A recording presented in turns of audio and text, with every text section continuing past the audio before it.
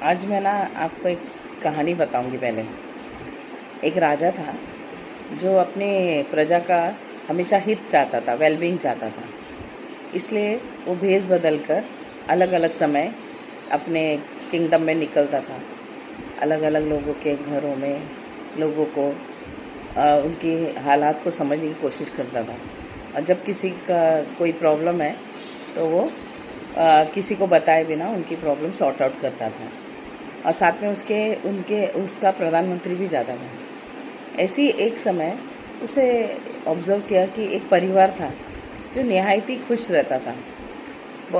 और उसने देखा कि ना तो उनके पास बहुत ज़्यादा पैसा है। एक साधारण किसान था जो अपने परिवार में बहुत ही बच्चों के साथ, अपनी बीवी के साथ बड़ा ही खुश रहता था।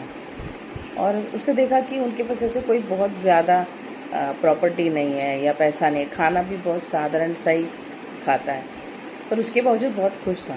तो उसने अपने प्रधानमंत्री को पूछा कि ऐसी क्या बात है कि ये परिवार इतना खुश है, इतने कम चीज़ों में भी उसकी कोई ना ज़्यादा पैसा है, ना उसके पास इस घर में बहुत सारे लग्जरियस चीज़ें, फिर भी। तो प्रधानमंत्री ने बोला, महाराज ये 99 क्लब का मेंबर नहीं है ना। राजा चौंक गई, है ऐसा कौन सा 99 क्लब है। तो बोला, देखिए आप मुझे 99 गोल्ड कॉइन्स दीजिए। और वो गोल्ड कॉइन्स लेकर उसने रात के समय उस किसान के दरवाजे पर छोड़ दिए। और फिर राजा को बोला, अब देखना आप, ये भी जब 99 क्लब का मेंबर बन जाएगा ना तो ये भी दूसरों की तरह ही आपको दिखाई देगा। फिर कुछ दिन बाद राजा वापस से वहाँ गए। अब देखा कि घर में थोड़ा मियाँ बीवी में झगड़ा हो रहा है और थोड़े चेहरे पे उनकी उदासी है। राजा को समझ में नहीं आया, भाई ये क्या बात है।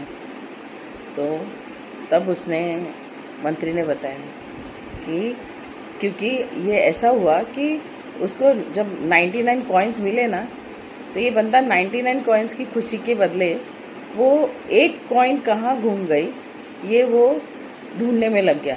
उसको लगा किसी पड़ोसी ने चोरी कर ली या कहाँ यहाँ वहाँ वो जो गठरी में बांधी थी वहीं से गिर गई, बस उसकी खोज में लग गया।